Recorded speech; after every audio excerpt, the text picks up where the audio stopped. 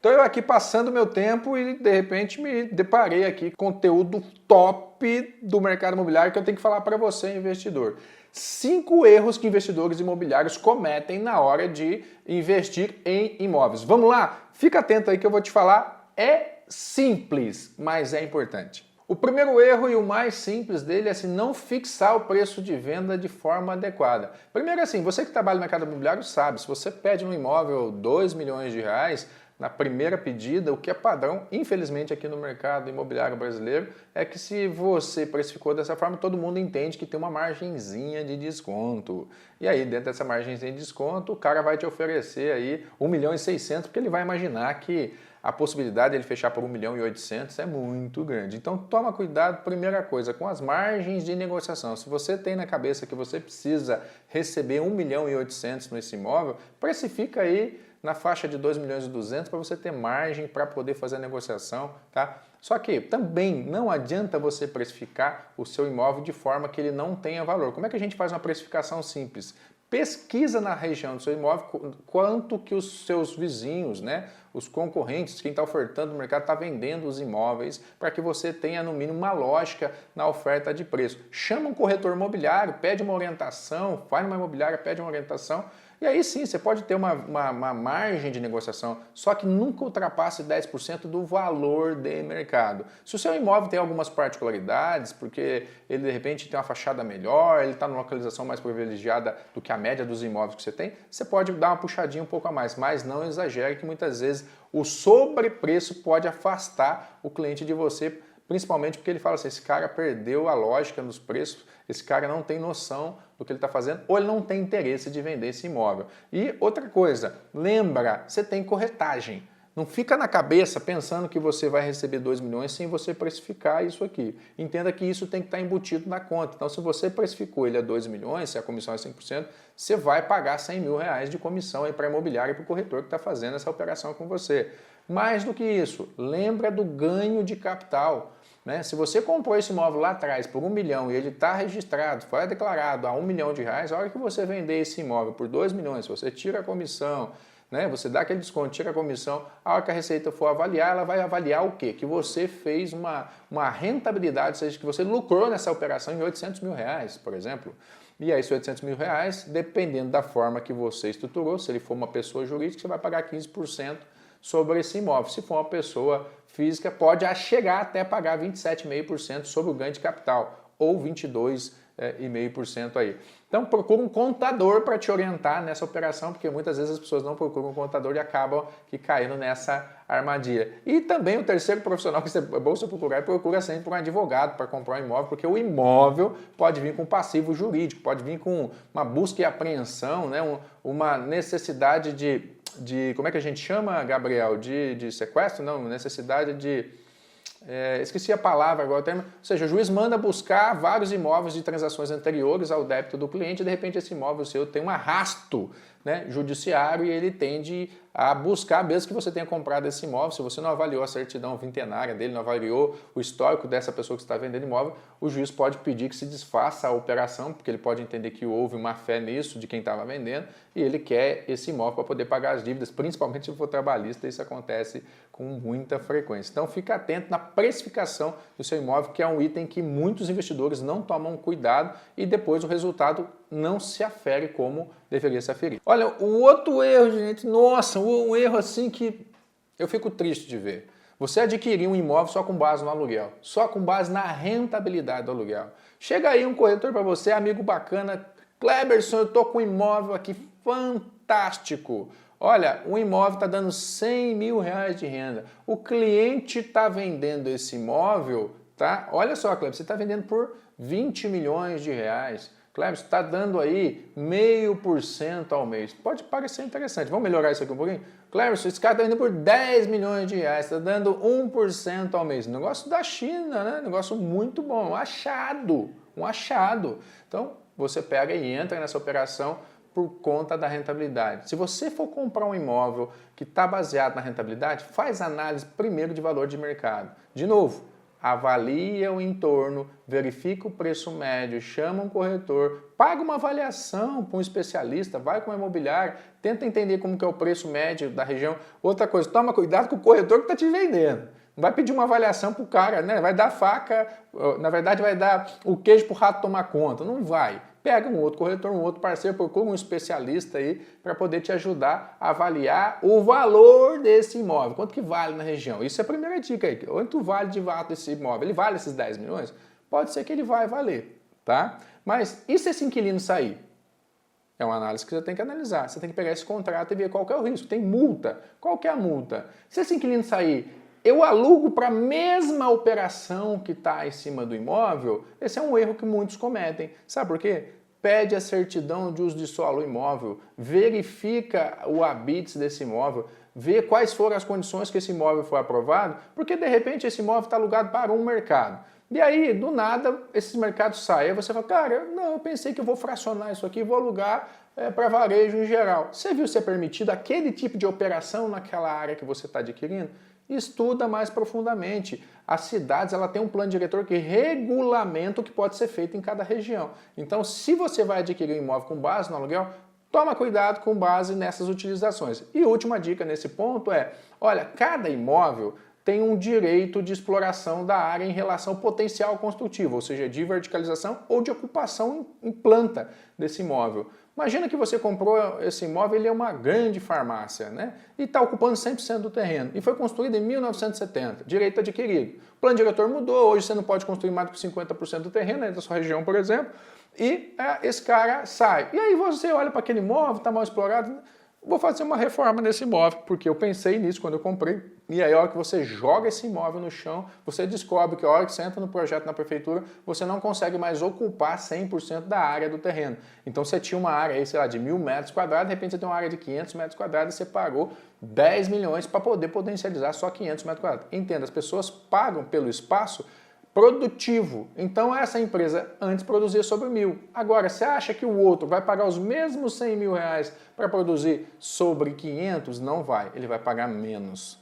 Tá? Ele pode pagar um pouquinho mais na proporção, mas vai pagar menos do que os 100 mil. Talvez te pague uns 60 mil reais pelo espaço que você tem, não mais os 100 mil. Então é mais prejuízo. Então fica atento, tá? Quando você for fazer um investimento imobiliário, toma cuidado em não ficar de olho só no aluguel. Outro erro muito comum que acontece é a ilusão com o inquilino, tá? O cara ele se ilude, ele fica apaixonado pelo inquilino, um inquilino bom, né? Assim, todo mundo fala bem. Por exemplo, Americanas, olha, Americanas é boa pagador. Toma cuidado com essas empresas grandes que normalmente os contratos são mais leoninos. Não estou falando que seja o caso da Americana, mas toma cuidado principalmente com essas empresas grandes que elas têm grandes estruturas jurídicas para poder avaliar o que elas estão fazendo.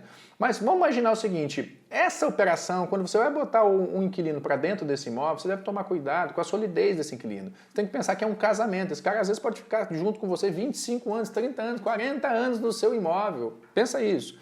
Então, olha, tem muita gente que começa a dificultar demais a entrada do operador do imóvel, do inquilino no imóvel, e esse cara vai procurar uma outra operação para ele. Por quê? A principal base de locação do imóvel do cara é a empresa dele. Se a empresa ela não consegue operar nos primeiros anos de forma saudável lá, esse cara que normalmente faz uma proposta para você mais escalonada, ou seja, que pede carência, que pede um aluguel gradual que vai crescendo, esse cara normalmente ele costuma estudar bem a operação dele. Então se você estudou essa empresa, ela tem histórico, é renomada e está te pedindo carência, a minha análise é o seguinte, que você olha com muito carinho. É muito melhor você entender que as carências e o escalonamento de aluguel para trazer um bom inquilino, ele é um investimento que você está fazendo para que você tenha tranquilidade a longo prazo. Esse cara entrando, ele cumprindo com tudo que está sendo feito lá, você tende a ter muito mais tranquilidade. E não tem nada melhor, gente, do que você deitar sua cabeça no travesseirinho e ficar em paz com quem está lá e está recebendo todo dia 10 na sua conta aquele dinheirinho lá. Então assim, olha, às vezes você fica muito desconfortável com o cara que tem que fazer a obra, né? Você fica naquela discussão, cara, dá carência, o cara vai fazer uma obra, ele vai investir às vezes 500 mil no seu imóvel que vale 3, 4 milhões e você não quer dar carência. Esse cara que está ali, o empresário, ele está pensando, puxa, eu vou investir nessa operação. Né? Vou botar o recurso lá e eu vou ter que botar dinheiro para alocação, mais o dinheiro na operação aqui. Se você tem certeza da solidez dele, se você estruturou um contrato jurídico bacana, se você tem multa contratual e tem certeza de que o seu imóvel é o imóvel ideal para ele, facilita a entrada do seu inquilino, que eu garanto para você, você não vai se arrepender, que a melhor coisa que você pode fazer é escolher um inquilino com solidez. Tá? Então fica a dica aí, tem muita gente que está focado simplesmente em rentabilizar o imóvel e bota qualquer um para dentro simplesmente porque o cara pagou o aluguel que ele queria e ele mata o cara nos primeiros anos, de repente aquilo vira uma briga judiciária de 2, 3 anos. Então essa aqui é fera, essa dica é fera, é que muita gente não considera ela. Que é o seguinte, eu falo que investimento imobiliário ele tem ciclo, né? Quem já assistiu o vídeo de ciclos econômicos, né, já entendeu isso, mas o mercado imobiliário ele vive os ciclos econômicos, mas o imóvel também tem um ciclo de vida que eu principalmente gosto de considerar que é 10 anos. Tá? Eu falo que em 10 anos você já entendeu que a curva do seu imóvel está alta, ele tende a subir 10 anos subindo, depois ele dá uma estabilizadinha por mais 5 a 10 anos, depois ele tende a cair de novo. Então, de 30 anos entre que você pagou o que ele tende a não valorizar tanto na média da inflação do que se você fizer uma movimentação constante. Se você me perguntar, Kleberson, eu vou pegar esse imóvel e ficar com 30 anos e vou pegar um outro imóvel e comparar e vender esse imóvel a cada 10 anos, qual eu vou ter mais ganho? Nos meus estudos, nas minhas análises, se você girar o imóvel a cada 10 anos, esses imóveis que você tem, a chance de você estar ganhando dinheiro muito mais do que o dobro do que aquele que você ficou na carteira, é muito grande, tá? Você ganha dinheiro no outro? Ganha, mas não desse jeito que eu estava falando para vocês, escalável, girando imóvel com frequência. As pessoas ficam com o imóvel durante muito tempo e isso atrapalha a rentabilidade da carteira dela. Então a maioria dos investidores que a gente orienta, que eu trabalho, eu falo o seguinte, cara, investe, mas não investe em coração não bota o coração no seu imóvel, porque onde você tem o coração, você deixa o bolso, você vai investir mais do que precisa, aquele negócio tem que ficar bonitinho, tem que ficar ajustado.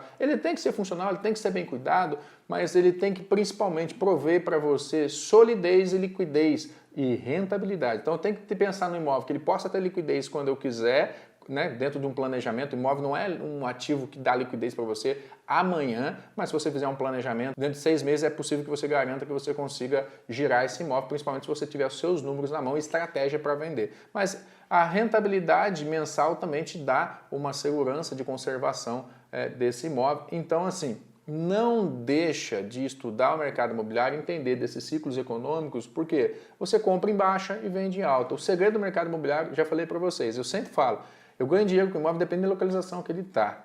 Por quê? O segredo do mercado imobiliário, para mim, não é a localização. O segredo do mercado imobiliário é a compra. Comprou bem, pode ter certeza que você vai vender bem e vai ganhar o seu retorno. Quinto e último item é se iludir com preços muito abaixo do mercado. Gente, é difícil. Sempre vem para mim pessoas com... Kleberson, olha esse achado aqui, Kleberson. Aqui em Goiás a gente fala assim, olha essa galinha morta aqui. Olha essa oportunidade única aqui. E às vezes não é. Quando o negócio é bom demais, tá vendo? O santo desconfia. Olha, se o negócio é bom demais, é porque não é bom. É dificilmente algo ser tão bom a ponto de ninguém entrou lá. Por que ninguém entrou lá? Então, quando algo for muito bom, tenha paciência e use essa frase aqui para você. Um negócio para ser bom para você, você tem que estar disposto a perder ele. Ouviu? Vou falar de novo. O imóvel que você vai adquirir e que vai trazer rentabilidade para você, você tem que fazer uma proposta que seja tão boa para você que você esteja disposto a perder o negócio. Porque se você está disposto a perder o negócio, você não tem coração lá. E se aquela proposta sua não for aceita, você não vai ficar subindo para poder cobrir aquele preço daquele imóvel. Você simplesmente bota aquela proposta e tá bem. Agora, quando o imóvel é muito baixo, você para e pensa. Avalia. Porque pode ser que ele está vindo com um passivo jurídico. Lembra que eu falei do arrasto jurídico aí? Você pediu certidão vintenária, você inteiro teor, você olhou lá, não tem averbação, está tudo tranquilo. Vai ver o CPF desse cara. Vai ver a empresa que esse cara está vinculada. Vê se ele não tem um passivo trabalhista aí nessa empresa. Vê se de repente esse cara não está ligado com a esposa que de repente separou alguns dias atrás e essa esposa está com o nome da empresa que está com passivo trabalhista absurdo. A justiça vai mandar fazer o arrasto, vai mandar voltar as escrituras e de repente esse imóvel aí pode ser um imóvel que vai voltar para a mão dessa família e essa família vai usar esse imóvel como pagamento das dívidas trabalhistas. Isso pode acontecer, tá? E não só isso, o cara pode estar te vendendo também um imóvel que não tem esses arrastos todos, mas de repente ele tem uma dívida com a Receita Federal muito grande e esses imóveis também podem ser objeto de busca da Receita para cobrir esses impostos. Mais um, esse cara está te vendendo esse imóvel porque ele tem certeza sobre o que tem lá embaixo. Às vezes o solo que ele construiu o imóvel não está adequado, às vezes a estrutura não está mais adequada. Por isso que a gente gosta sempre de falar o seguinte, o que tem valor no imóvel não é a construção em si, dependendo do tipo de estrutura, tá gente? Isso não é a regra geral. Mas o verdadeiro valor do imóvel está no terreno, porque o terreno é o potencial que esse terreno tem para construir. Muitas vezes é muito mais vantajoso para mim comprar um imóvel, jogar no chão e construir um imóvel novo do que valorizar aquilo. Só que aí eu tenho que comprar o terreno e aí eu tenho que avaliar o terreno para saber de fato o que eu vou construir lá em cima. Então não se iluda com preços de imóveis muito abaixo do mercado. Atrás disso pode ter armadilha, pode ter coisas que você vai ter que pagar e não sabia, né? Toma cuidado aí, imóveis abaixo do preço, principalmente imóveis de leilão. Quem compra imóveis de leilão e não tem experiência, na verdade quem compra imóveis de leilão, muitas vezes tem que ter experiência. Tá? Tem os amadores que entram aí, ferro. Por quê? Porque se você for comprar o imóvel, você tem que entender os passivos que você está recebendo dele, você tem que entender quem que é o inquilino que está lá dentro. Tem a lei do inquilinato, você consegue tirar rápido? Tem, mas você tem que ter experiência. Se você não tem experiência em adquirir imóveis dentro de leilão, chama um especialista, chama alguém que tenha. E aí acho que é o conteúdo para um outro dia, um conteúdo para um outro vídeo, porque se você quer entender um pouco mais sobre como comprar imóveis de leilão, como comprar imóveis de recuperação judicial, como comprar imóveis de operações que estão travadas em sistemas bancários, aí, né, bancos que pegam muitas unidades e de repente vão botar para leilão, mas ainda não botaram, isso é um vídeo que a gente pode fazer para você. Depois você fala se faz sentido, eu vou gravar isso depois em uma outra hora, mas a gente trabalha com isso, orientando os nossos clientes, que é uma excelente oportunidade, mas para quem conhece, não para quem está se divertindo aí no mercado, começando agora e de repente acha que entendeu tudo e vai entrar para comprar imóveis de leilão. De repente pode comprar um abacaxi. Tá? Espero que você tenha gostado de mais desse vídeo aí. Se você gostou, compartilha esse vídeo com o seu amigo. Aperta o sininho aí que você vai receber esse conteúdo em primeira mão sempre que a gente lançar. E mais importante que tudo, gente, deixa seu comentário aqui, deixa os temas que você está buscando. Quem sabe a gente consegue sedimentar mais esse mercado e poder te ajudar a responder algumas coisas com o nosso conhecimento aqui, se assim for útil para você. Fechou? Te vejo no próximo vídeo.